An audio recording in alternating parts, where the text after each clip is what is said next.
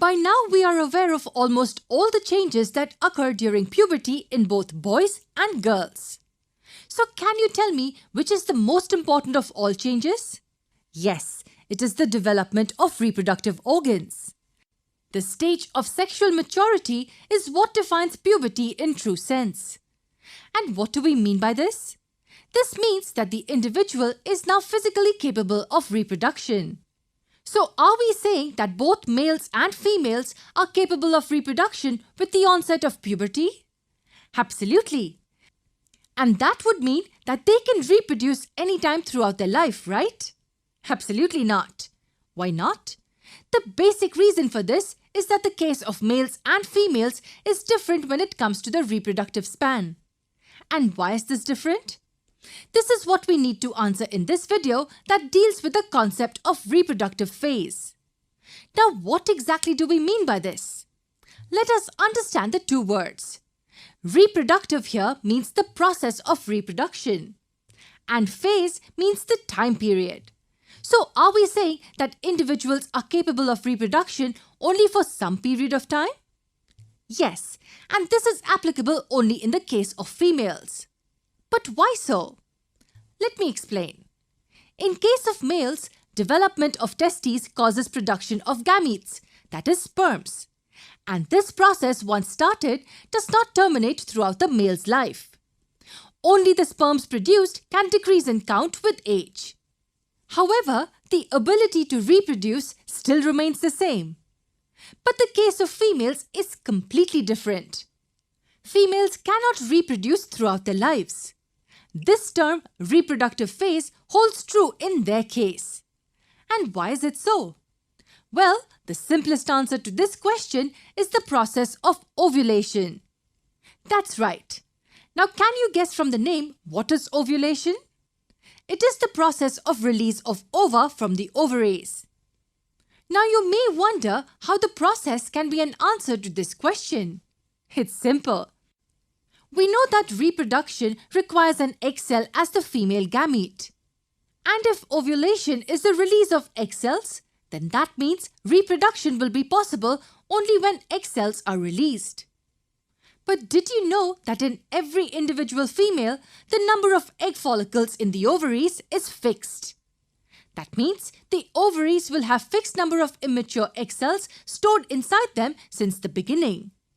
However, only on the onset of puberty, the egg cells are released one after the other.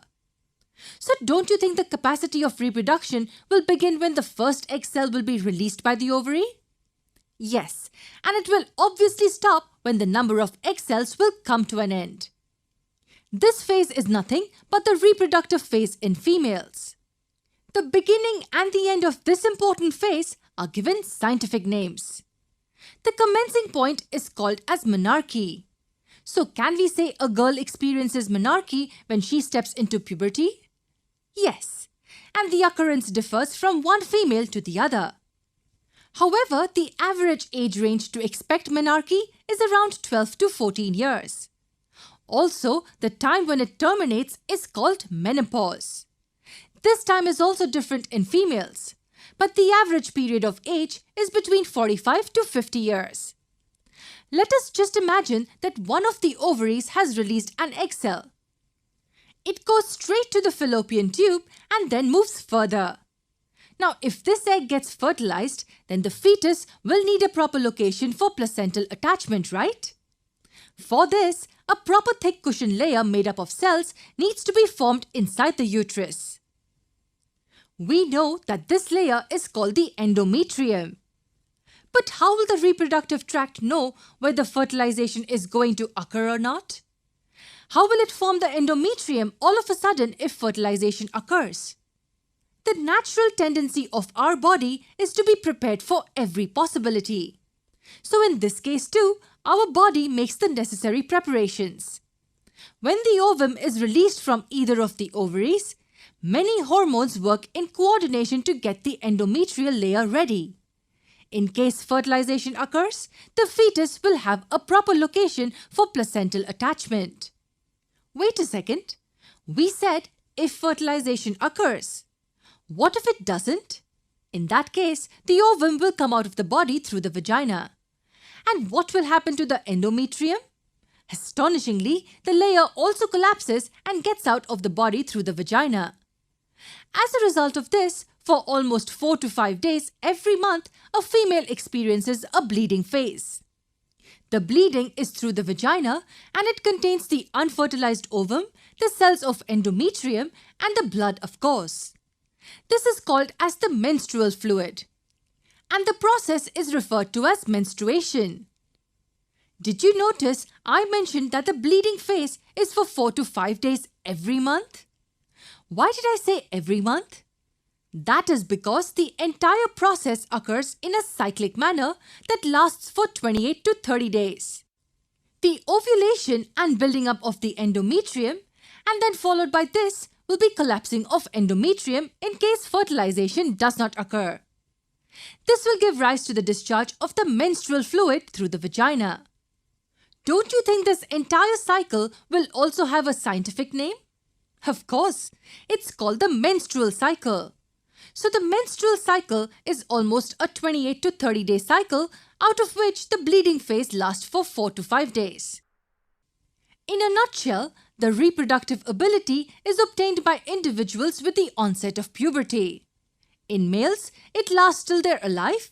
However, in females, the reproductive phase is marked by the menarche and concluded by the menopause.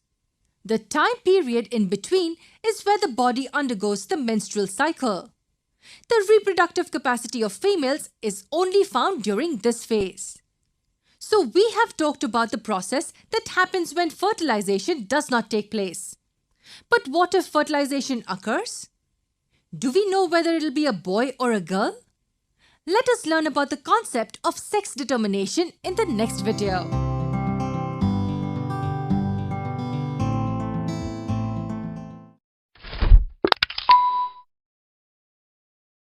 How is the sex of the baby determined?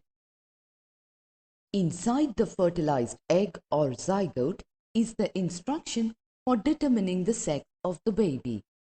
This instruction is present in the thread-like structures called chromosomes in the fertilized egg. The chromosomes are present inside the nucleus of every cell. All human beings have 23 pairs of chromosomes in the nuclei of their cells. 2 chromosomes out of these are the sex chromosomes, named X and Y. A female has 2 X chromosomes, while a male has 1 X and 1 Y chromosome. The gametes, egg and sperm, have only one set of chromosomes. The unfertilized egg always has 1 X chromosome, but sperms are of 2 kinds. One kind has an X chromosome and the other kind has a Y chromosome. When a sperm containing X chromosomes fertilizes the egg, the zygote would have 2 X chromosomes and develop into a female child. If the sperm contributes a Y chromosome to the egg ovum at fertilization, the zygote would develop into a male child.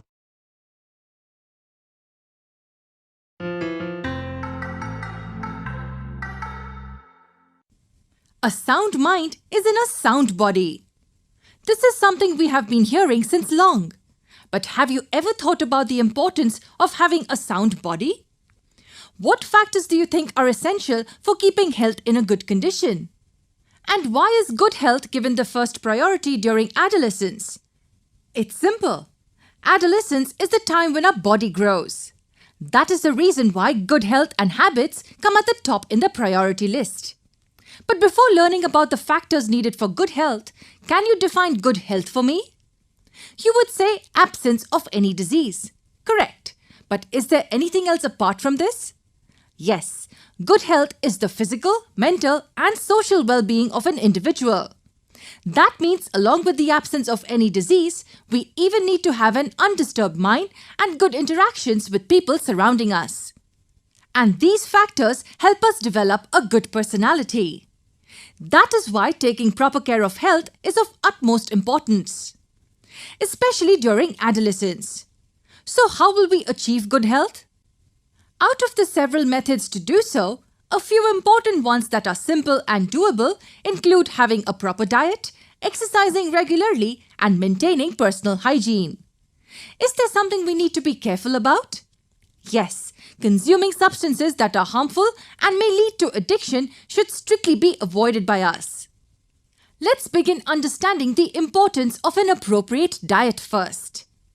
We always complain to our mom or dad about the food made at home. Most of us prefer eating the junk food available outside our homes. However, the nutritional value of the square meal made at home cannot be matched by any other kind of food which is readily available outside. Our body needs all the essential components like carbohydrates, proteins, and fats. These are obtained from the foods which contain cereals, pulses, whole grains, and so on. Food which is processed and packed, like fried chips or tinned snacks, are almost always unhealthy for our body. They contain several compounds and preservatives that harm our body internally. But do you know why we still consume such food items? The problem here is that these effects are seen gradually. It takes a lot of time for their ill effects to be seen. And that is why we take our health for granted and consume such food items. The next extremely important factor in our list is physical exercise. We know rest is needed by our body. But only rest for a prolonged period of time is not good for our muscles. The human body is designed for movement and not for staying idle at one place. Hence, exercising makes muscles stronger, flexible, and powerful. That is the reason why some minimum workout is needed by the body every day. This makes sure that our body remains fit. So, is there anything else that we need to do for good health? Of course. Among many other things, maintaining good personal hygiene tops the list. Having a proper bath, wearing washed and clean clothes, washing hands before meals are some of the good habits that we need to implement. These are common habits for all. But girls need to take special care of personal hygiene during menstruation. So with all these habits, can we be assured of good health? Well, to a certain extent, yes. Wait a second. What did I say? To a certain extent? This is because there are a few more things that we need to keep in mind. What am I talking about exactly? Kids turning to adults have minds which can be molded easily. They get influenced quickly by the people around them and fall prey to certain risky activities. Many bad habits like consuming alcohol, smoking, and even consuming drugs are things that many kids fall prey to. However, the only thing kids acquire from such bad habits is ill health. Yes, there is absolutely no advantage of consuming any of these products. In fact, they spoil our health significantly and invite several dreadful diseases like cancer. Drugs are the most addictive of all. They rule our nervous system and get us strongly addicted to them. Adolescence is an age of developing and grooming our mind as well as our body. The right kinds of efforts help the tree of life to blossom beautifully. All we need to do is to be on the right track without getting influenced by the wrong things.